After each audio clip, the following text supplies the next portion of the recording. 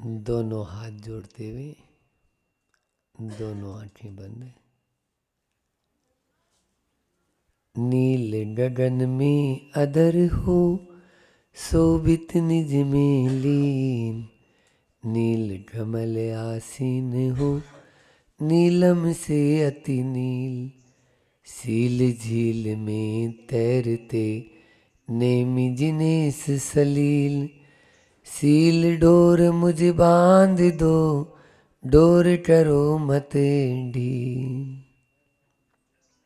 तीर्थंकर लेनी के मूल नायक 1008 श्री नेमिनाथ भगवान की परम उपकारी संत शिरोमणि आचार्य गुरुवर विद्यासागर जी महामुनि राज की, पूज्य मुनि श्री 108 दुर्लभ सागर जी महाराज की।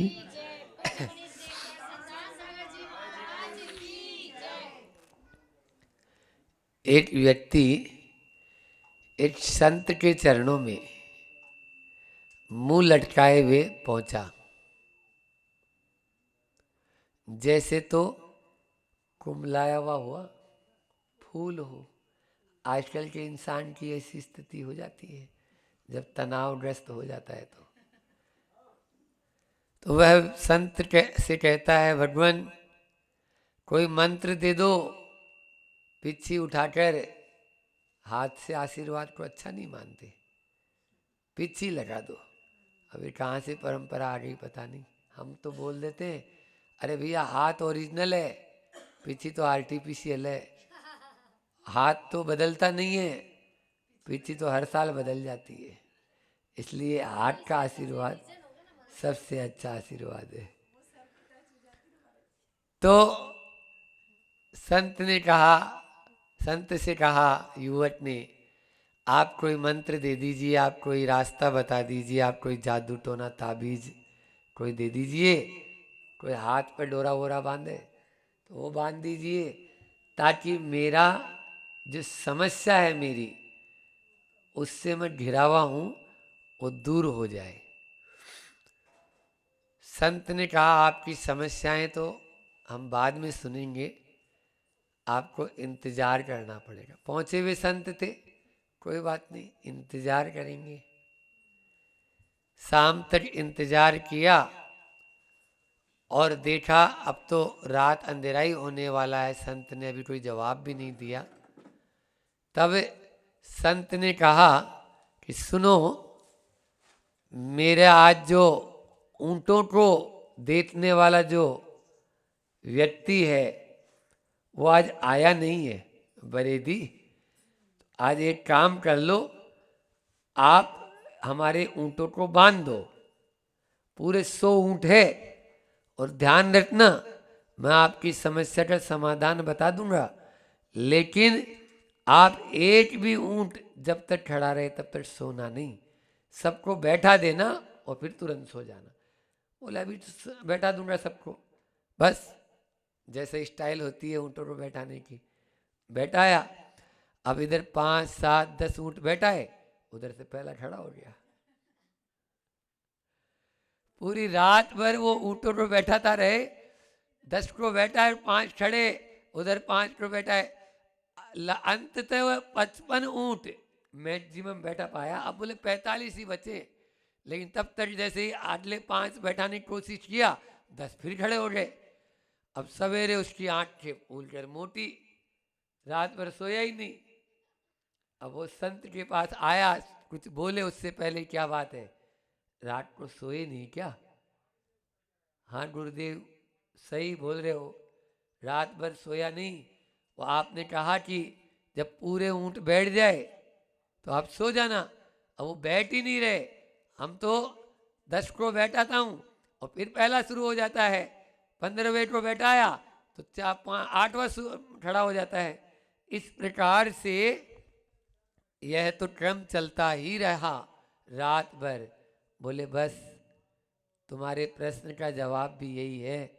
तुम्हारे जीवन में, जिंदगी में समस्याओं को देखोगे तो 4 समस्याओं को आप निपटाओगे, 2 फिर से दूसरी खड़ी हो जाएगी।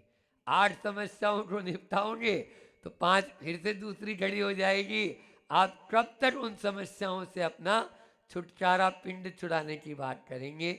हाँ, इतना जरूर है, संत कहते हैं कि समस्याएं तो पार्ट ऑफ लाइफ है, समस्याएं तो पार्ट ऑफ लाइफ है। हाँ, उन समस्याओं से जो ऊपर उठ जाता है या उनसे पार लग जाता है, यही तो आर्ट ऑफ लाइफ है, यही तो आर्ट ऑफ लाइफ है।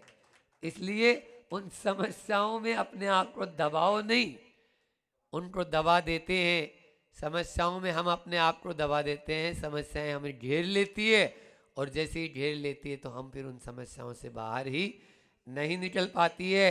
महापुरुषों के जीवन चरित्र को उठा के देखो, आचार्य श्री जी तो बार बार कहते हैं कि बोधि समाधि निदानम है प्रथमानुयोग के ग्रंथ। आप श्री कृष्ण के जीवन के उठा कर देखेंगे तो जिनके जन्म के समय, आपके जन्म के समय तो फिर भी थाली तो बजी, माँ का दूध तो पिया, वो तो ऐसे नसीबवान भी नहीं रहे कि माँ का दूध भी नसीब नहीं, और इधर जन्म हुआ और तुरंत लेके माँ का बताओ बिछो हो गया। रामचंद्र जी के जीवन के उठा कर देख लो, रामचंद्र जी का जीवन, इधर राज तिलक की तैयारियां चल रही है और उधर प्रातःकाल हुआ ही नहीं, अभी वनवास की बेला आ गई। ये जीवन में होता ही है सबके। पारसनाथ भगवान और तीर्थंकर को नहीं छोड़ा, यहाँ नेमिनाथ भगवान की बोलो क्या कहता है, ब्याह के लिए बारात निकली और बीच में से ही अब कोई हमें वधू की जरूरत नहीं, अब राजुल के वधू की जरूरत नहीं, अब तो हमें अपनी निज वधू से मिलना है, मूर्ति वधू से मिलना है। ऐसे हमारे जीवन में संकट और समस्याएं तो आती ही रहती है, लेकिन ध्यान रखना, कोई 6 बजे उठता है तो समस्या 4 ही बजे उठ जाती है, और रात में 9 बजे सोता है, समस्या सोती नहीं है, उसकी समस्या जागती रहती है। आज हर व्यक्ति इन समस्याओं के कारण थोड़ी थोड़ी समस्याओं में अपने आप को कमजोर बना लेता है, बल्कि मैं तो कहूँ वह चिंता तनाव और अवसाद ग्रस्त हो जाता है, डिप्रेशन में चला जाता है, और होता है तो डीप डिप्रेशन में चले जाता है। संत कहते हैं अटेंशन रहने की जरूरत है, टेंशन करने की नहीं। हाँ, जो अटेंशन रहेगा वो टेंशन नहीं करेगा। हाँ, एक बात ध्यान रखना, अपना इंटेंशन अच्छा रखो, अपना इंटेंशन अच्छा रखो, लेकिन आज वह अपना इंटेंशन खराब कर लेता है, पूर्वाग्रह से ग्रसित होकर उन समस्याओं में बच्चा पैदा ही तनाव के साथ में होता है, ये समझ लीजिए। टेंशन लेके ही, जैसे ही पैदा हुआ तो पढ़ाई का टेंशन, थोड़ा सा बड़ा हुआ तो पास होके अच्छे नंबर लाने का टेंशन, और बड़ो हो तो अच्छा जॉब, देखो माताएं बोल रही है, नौकरी, और फिर हाँ नौकरी की कमाई का टेंशन, फिर लुगाई का टेंशन, और लुगाई आ गई तो अब टावरों का टेंशन, टावर नहीं हुए, और टावर हो गए तो फिर बुढ़ापे में अब कौन सहारा होगा, और बुढ़ापा आ गया तो मरने का टेंशन, और मर गया तो अब स्वर्ग जाएंगे नरक जाएंगे, कहाँ जाएंगे पता ही नहीं। एक बहुत अच्छे कवि ने एक कविता लिखी, वाई वरी, चिंता क्यों, वाई वरी। आप स्वस्थ हो या बीमार, तो स्वस्थ है तो चिंता की जरूरत ही नहीं, बीमार है तो फिर 2 अवस्था है, या तो आप ठीक हो जाएंगे या आप मर जाएंगे। ठीक हो जाएंगे तो चिंता की जरूरत ही नहीं, और मर जाएंगे तो फिर 2 ऑप्शन, आपको या तो जन्नत नसीब होगी या जहन्नुम, स्वर्ग या नरक जिसको बोलते हैं। तो जन्नत नसीब होगी तो कोई चिंता की जरूरत ही नहीं, स्वर्ग है, और जहन्नुम नसीब होगा आप अपने पुराने दोस्तों से मिलने में इतने व्यस्त हो जाएंगे कि आपको चिंता करने का समय ही नहीं मिलेगा। फिर चिंता क्यों? Why worry? फिर चिंता क्यों? इसलिए हमें चिंता नहीं करना है, चिंतन करना है। परिस्थितियां नहीं बदल सकती, लेकिन मनस्थिति तो बदल ही सकते हैं। पहली सबसे बढ़िया उपाय है जो आज मैं बोलना चाह रहा हूं कि प्राप्त को पर्याप्त माने। प्राप्त को पर्याप्त माने, आपकी आधी चिंताएं तो दूर हो जाएगी। जो आपको प्राप्त है उसको पर्याप्त मान लें तो हमारी चिंताएं, और जो नहीं मिला है उसको, उसकी तरफ ध्यान मत दो, जो मिला है उसकी ओर ध्यान दो। हाँ, किसी के पास में बहुत अच्छे चप्पल जूते हैं लेकिन बाजू वाले के पास में महंगी क्वालिटी के हैं। आप उसको देखो जिसके पास में तो पाँव ही नहीं है, पैर ही नहीं है बोलो। तो इसलिए चिंता की जरूरत नहीं है। तो जो प्राप्त है उसको पर्याप्त माने, और जो जब तक जो मेरे साथ है, जब तक वो मेरे साथ है, सोचना ही बंद कर दो क्योंकि मेरे कौन खिलाफ है। जब तक वो मेरे साथ है, सोचना ही बंद कर दो कौन मेरे खिलाफ है। कोई खिलाफ नहीं है। आप कभी भी उसके घर पे या उसके यानी जो है ना ऊपर छोड़ देंगे दर पर, तो आपकी 90%, पहले 50% बोलिए बार में, 90% आपकी समस्याएं खत्म। अब 10% बची। हाँ, पहले में और आज में बहुत अंतर हो गया। पहले इंसान मौन से जीता था, अब लोन से जीता है। पहले इंसान मौन में जीता था, किसी को अपना दुख दर्द शेयर नहीं करता था, बोलता नहीं था, किसी से मांगने नहीं जाता था, किसी से छिपाता था अपना सब, जैसी है भैया मेरी गुदड़ी मेरी, अपने अंदर में रहता था, तो मौन से जीता था। लेकिन अब बोलो ना शुभम गवर्नमेंट भी बोल रही है। पहले 10 सन यानी 10 पुत्र, 10 और सन, 10 सन होने के बाद में भी कभी टेंशन नहीं होता था, और अब 1 या 2 होते हैं तो भी वो टेंशन में ही रहता हमेशा।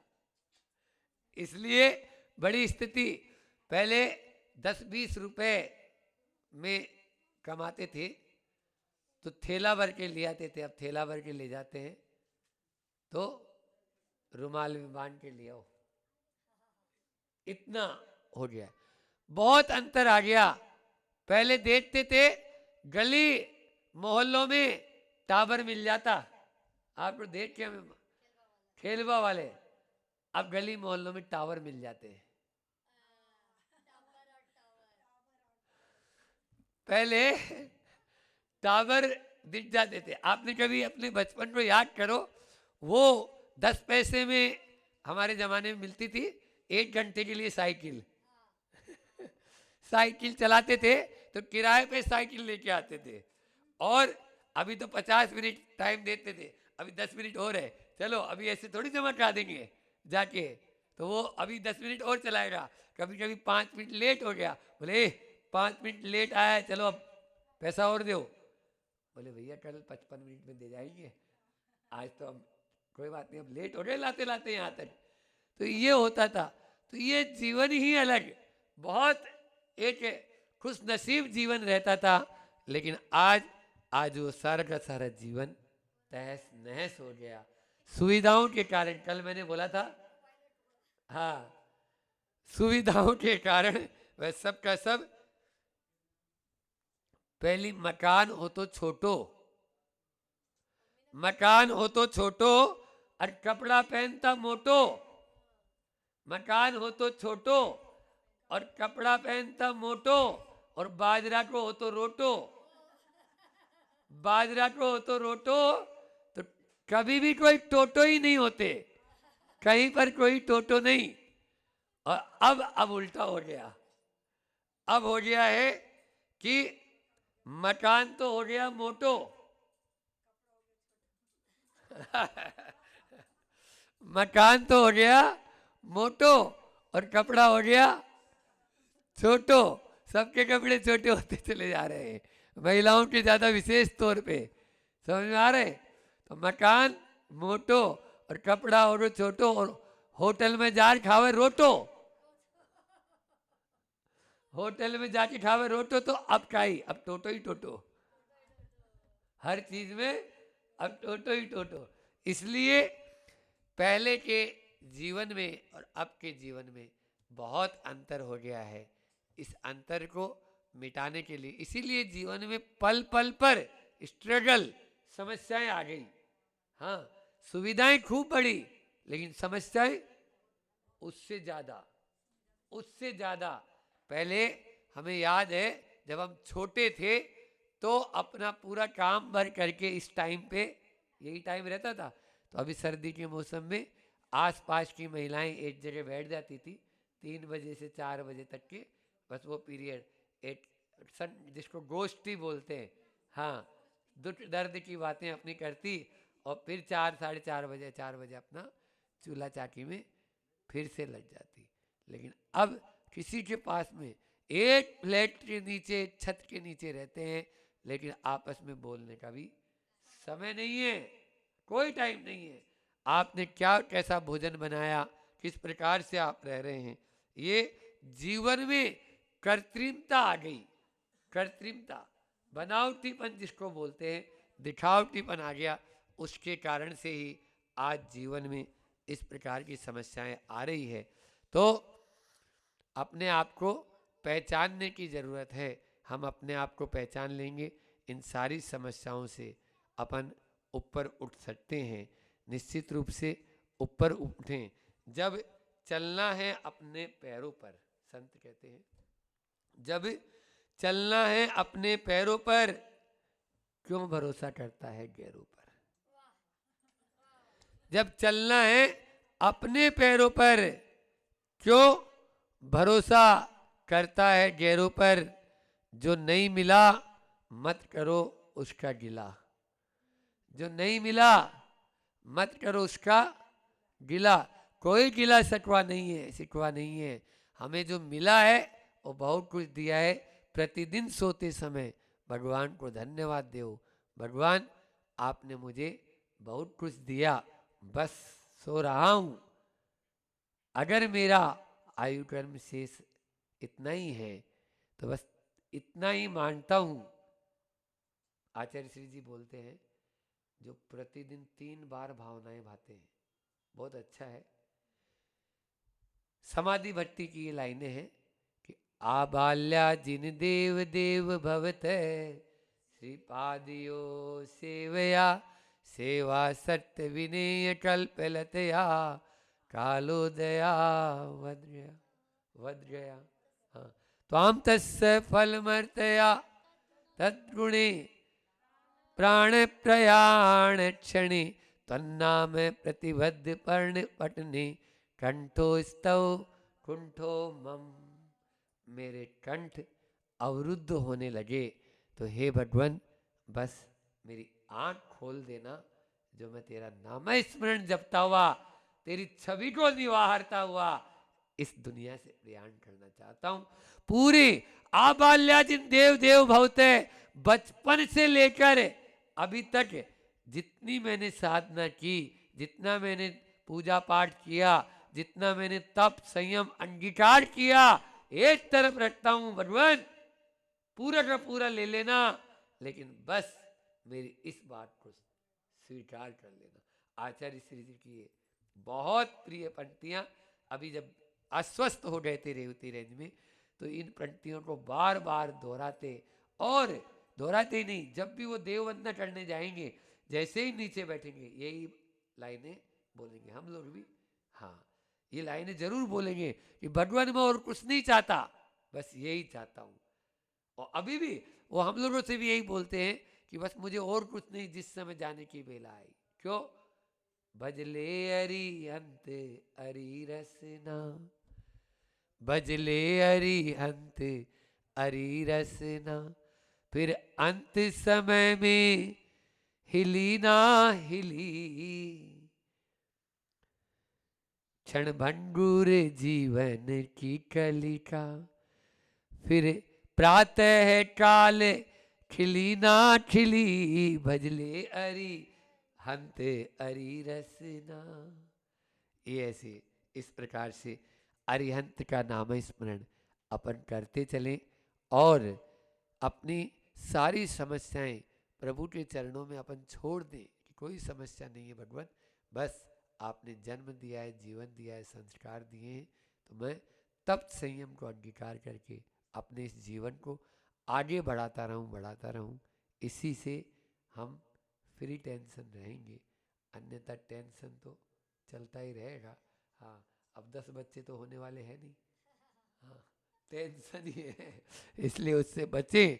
बहुत दिनों से सोच रहे थे तीर्थंकर लेनी के दर्शन की, क्योंकि चातुर्मास 52 गजा में जब हुआ तो प्रत्येक व्यक्ति ने यही बात कही कि महाराज जी और कहीं जाओ या न जाओ, तीर्थंकर लेनी जरूर जाना, वहाँ के दर्शन बहुत अद्भुत। और जब देखा कल जैसे ही हम दोनों महाराज जी वहाँ नेमिनाथ भगवान की जो अति प्राचीन और अति मनोज्ञ प्रतिमा है, दर्शन करते ही तबीयत प्रसन्न हो गई और वह प्रतिमा ऐसे लग रही है जैसे स्वयं बोल रही है कि इतने दिन से आप लोग कहाँ थे, क्यों नहीं आए।